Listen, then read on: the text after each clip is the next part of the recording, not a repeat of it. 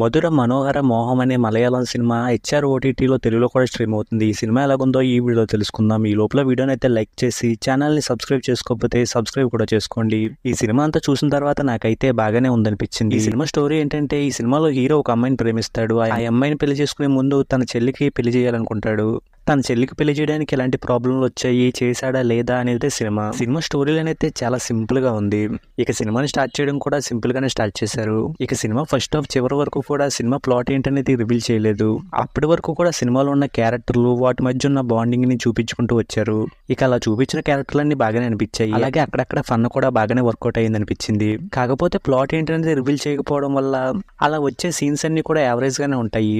ఇక సినిమాలో interval block interesting గా అనిపిస్తుంది. ఇక సినిమా సెకండ్ హాఫ్ వచ్చేసరికి అయితే సినిమా మొత్తం కూడా చెల్లి క్యారెక్టర్ చుట్టే తిరుగుతూ ఉంటుంది. ఆ క్యారెక్టర్ లో ఉన్న సస్పెన్స్ ని లాస్ట్ వరకు కూడా బాగా మెయింటైన్ చేశారు. ఇక ఆ క్యారెక్టర్ అయితే బేబీ సినిమాలో హీరోయిన్ క్యారెక్టర్ కి డబుల్ గా ఉన్నట్టు అనిపించింది. ఇక ఆ క్యారెక్టర్ ను వాడుకుంటూ సెకండ్ హాఫ్ లో చాలా చోట్ల ఫన్ అయితే బాగానే జనరేట్ చేశారు. అలాగే ఆ క్యారెక్టర్ ఏం చేస్తుంది అనే ఇంట్రెస్ట్ ని కూడా కంటిన్యూ చేసుకుంటూ వెళ్ళడం బాగా అనిపించింది. ఇక సినిమా క్లైమాక్స్ బాగానే ఉంది, కానీ ఇంకొంచెం క్లియర్ గా చూపించుంటే బాగుండేదేమో అనిపించింది. ఈ సినిమాలో చేసిన యాక్టర్స్ అందరూ కూడా బాగా చేశారు. ముఖ్యంగా అన్నా చెల్లెలు కనిపించిన వాళ్ళిద్దరు పర్ఫార్మెన్స్ బాగా అనిపించాయి. ఇక సినిమాలో బ్యాక్గ్రౌండ్ స్కోర్ కూడా బాగుంది. ఫైనల్ గా ఈ సినిమా గురించి చెప్పాలంటే, ఈ సినిమా ఫస్ట్ హాఫ్ వరకు యావరేజ్ గా అనిపించిన సెకండ్ హాఫ్ మాత్రం బాగా అనిపిస్తుంది. ఇక ఈ సినిమాలో ఎలాంటి అడల్ట్ కంటెంట్ లేదు కాబట్టి ఫ్యామిలీతో కూడా చూడొచ్చు.